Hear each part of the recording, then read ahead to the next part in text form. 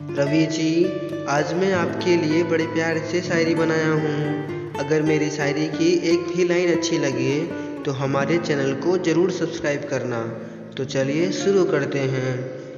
किसी को नफ़रत है मुझसे कि रवि जी, किसी को नफ़रत है मुझसे और कोई प्यार कर बैठा है। किसी को यकीन नहीं है मुझ पर और कोई एतबार कर बैठा है।